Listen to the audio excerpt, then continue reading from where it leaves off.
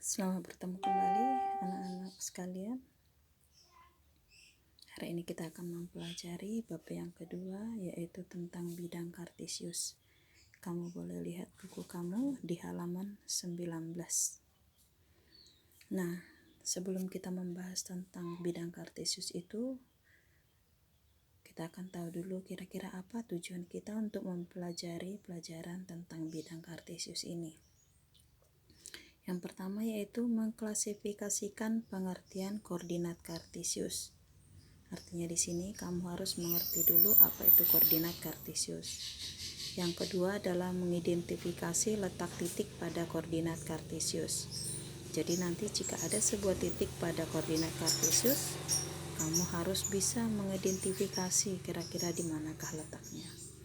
Kemudian yang ketiga adalah menggambarkan kedudukan suatu titik pada bangun datar. Nah, kalau kamu sudah tahu letak titik pada koordinat kartesius, maka kamu akan dapat menggambarkan kedudukan titik tersebut. Kemudian yang keempat adalah mengidentifikasi koordinat letak tempat pada peta. Nah, ini adalah tujuan pembelajaran yang diharapkan kamu akan bisa melaksanakannya setelah mempelajari tentang bidang kartesius. Nah, kita langsung ke bagian C di halaman 23. Halaman 23 yaitu pengertian koordinat kartesius. Nah, koordinat kartesius itu ditemukan oleh seorang ahli matematika yang namanya adalah René Descartes. Bagaimana pengertian koordinat kartesius? Kita lihat di sini. Bahwa koordinat kartesius didefinisikan dengan dua sumbu yang saling tegak lurus antara satu dengan yang lainnya. Yang keduanya terletak pada satu bidang. Bidang tersebut dinamakan dengan bidang XY. Sumbu horizontal diberi label X atau namanya X, dan sumbu vertikal diberi label Y. Titik pertemuan antara kedua titik sumbu tersebut disebut dengan angka 0 atau huruf U. Kita perhatikan gambar berikut ini.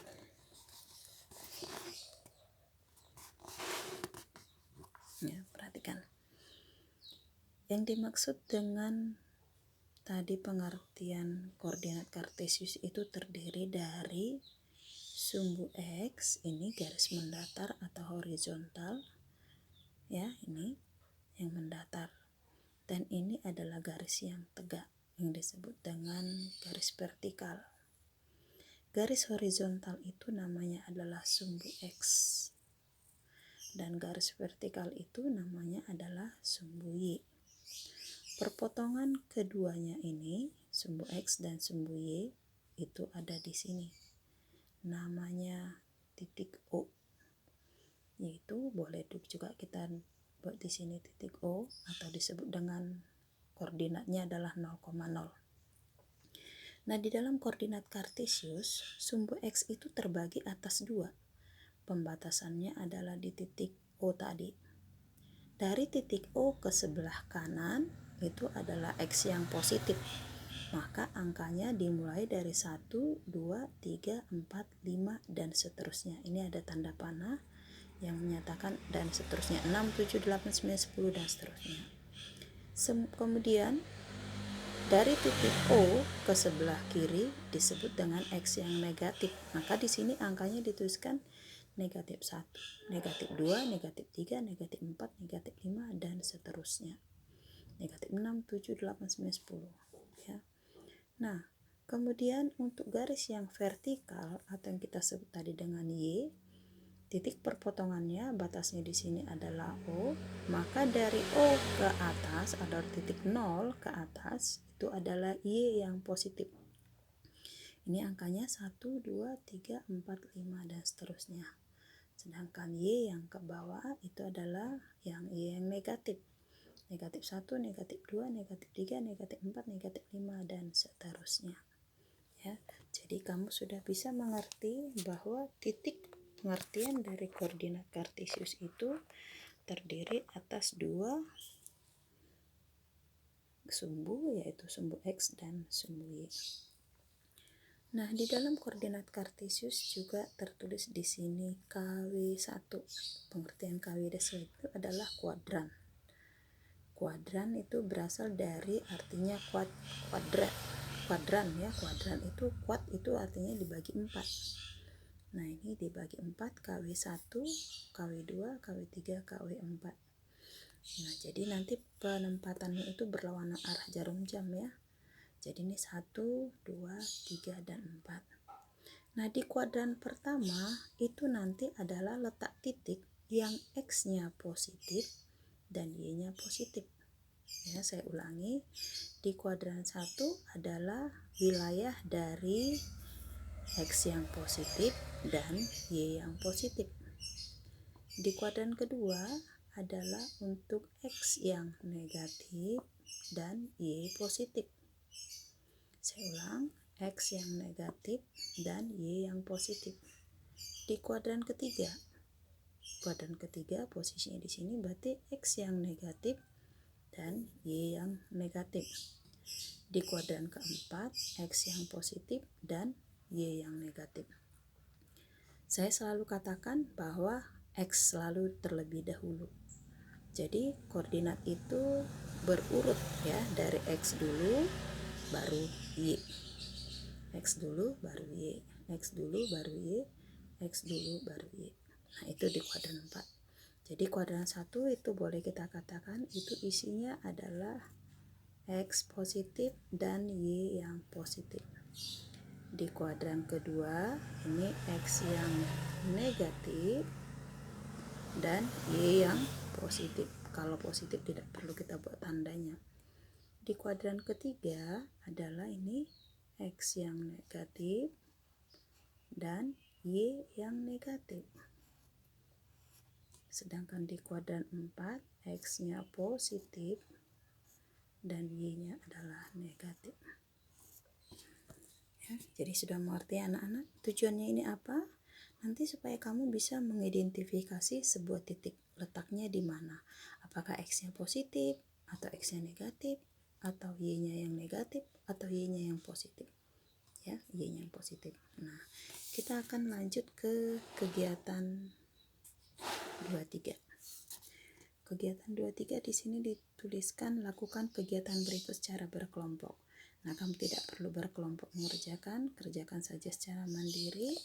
Perintahnya di sini yang pertama, gambarlah sebuah garis mendatar horizontal sebagai sumbu X. Beri tanda panah di kedua ujungnya untuk menandakan bahwa kedua ujung tersebut masih diperpanjang seperlunya. Beri notasi huruf X di ujung panah sebelah kanan. Jadi maksudnya itu adalah garis yang ini. Gambarkan garisnya ini, buat di sini X positif, X negatif. Terserah kamu mau buat angkanya sampai 10 juga boleh, sampai berapa juga boleh ya. Nah, ini garis X positif, ini perintah yang pertama. Perintah yang kedua, gambar sebuah garis vertikal yang tegak lurus dengan sumbu X. Lalu beri tanda di ujungnya, beri notasi huruf Y. Nah, ini maksudnya. Jadi kamu gambarkan garis yang kedua, yaitu garis yang di ujungnya ini. Tandai dengan Y yang positif di sini dan Y negatif di sini. Ini juga boleh bebas kamu melakukan, membuat titiknya sampai berapa, 6, 7, 8, 9 atau berapa ya. Terserah kamu saja menggunakannya, yang penting ke atas itu positif, yang ke bawah adalah negatif. Itu untuk yang kedua. Sedangkan yang ketiga, beri nama titik potong sumbu X dan sumbu Y. Ini maksudnya. Tadi sudah kita katakan bahwa titik perpotongan antara sumbu X dan sumbu Y ini, titik perpotongan itu disebut dengan titik U, 0,0. Nah, kemudian dengan menggunakan mistar, buatlah skala yang berjarak sama sepanjang sumbu X dan sumbu Y. Nah, karena kita sudah menggunakan buku berpetak, maka skalanya kita tinggal buat satu kotak, satu angka. seperti itu ya. Buat garis seperti ini, nanti ini jaraknya satu kotak, demikian juga ke atas, ke samping kiri maupun ke kanan bawah, ke bawah ya. Jadi nanti semuanya skalanya satu-satu kotak aja perbedaannya. Nah, itulah kegiatan di 23. Nanti boleh kamu gambar. Kita lanjut dengan kegiatan 24. Di kegiatan 24 yaitu menentukan letak titik pada koordinat kartesius.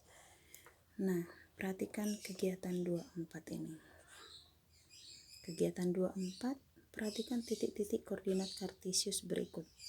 Ada titik A, B, C, D, E, F, G, H, I, J, K, L. Nah, yang diminta di sebelah kanan itu adalah kamu mengisi di manakah letak titik A pada sumbu X, berapa letak titik A pada sumbu Y, lalu buat pasangannya. Nah, saya akan bantu kalian. Kita misalnya menentukan letak titik A. Caranya, titik A ambil garis bantu mendekati ke sumbu X. Nih, sumbu X. Lalu tarik ke sumbu Y. Nah, otomatis kita akan lihat bahwa A itu berada pada X-nya adalah 2 dan Y-nya adalah 8. Maka kita tulis di sini X-nya 2, Y-nya 8. Maka X, Y-nya kita tuliskan menjadi 2,8. Itu terletak pada kuadran pertama. Sudah mengerti ya anak-anak? Kita ambil contoh di kuadran yang kedua. Misalnya titik K. K kita dekatkan ke sumbu X. Lalu dekatkan lagi ke sumbu Y. Maka X-nya di sini adalah berapa? Iya, negatif 2 dan Y-nya adalah 4.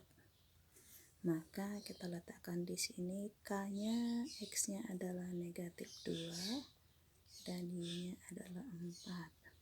Maka kita letakkan di sini X, Y-nya negatif 2,4. Terletak di kuadran kedua. Nah, di kuadran ketiga contohnya adalah titik I. Dekatkan ke sumbu X, dekatkan ke sumbu Y. Maka letaknya X-nya adalah negatif 4 dan Y-nya adalah negatif 1. Saya ulang, X-nya negatif 4, Y-nya negatif 1. X selalu duluan ya, X-nya negatif 1, negatif 4, dan Y-nya adalah negatif 1. Kita tuliskan di sini titik I adalah negatif 4,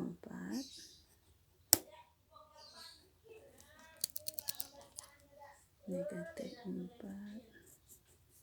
dan Y-nya negatif 1. Maka kita sini negatif 4, negatif 1. Terletak di kuadran ketiga. Nah, titik yang keempat boleh titik kita ambil misalnya adalah E. E-nya kita dekatkan ke sumbu X dan kita dekatkan ke sumbu Y. Maka E-nya adalah 4 di X dan Y-nya negatif 5. Titik E, X-nya 4, Y-nya negatif 5. Maka ini adalah 4, negatif 5. Ini terletak di kuadran keempat. Udah bisa ya anak-anak ya? Karena kamu sudah bisa menjelaskan, mengidentifikasi letak dari titik di manakah X-nya dan di berapakah nilai Y-nya, berapa nilai X, berapa nilai Y. Kamu tuliskan di sini. Nanti coba kamu lanjutkan untuk titik B, C, D, dan seterusnya sampai titik F seperti yang sudah Ibu lakukan. Nah, kalau kamu sudah bisa melaksanakan itu, Maka untuk tugas kamu, coba kamu kerjakan di tugas 21. Tugas 21 itu nomor 1 dan 2. Yang kamu kerjakan hanya menentukan letak titiknya. Tidak usah tentukan bangun datar yang terbentuk, tidak usah ikut itu ya nak. Hanya menentukan letak titik P, Q, R, S. Kemudian letak titik A, B, dan C. Coba kamu letakkan nanti di dalam koordinat kartesius. Kamu gambar dulu koordinat kartesiusnya seperti ini. Lalu kamu letakkan titiknya. Titik yang sudah tertulis di sana, titik 5,4 misalnya di mana letak titik B-nya. X-nya 5, Y-nya 4 di mana posisinya. Dan di kuadran berapa. Itu saja tugas kamu untuk hari ini. Jadi kita akan lanjutkan kemudian di pertemuan berikutnya bagaimana letak titik untuk menggambarkan sebuah bangun. Kita akan bertemu kembali di minggu depan. Terima kasih.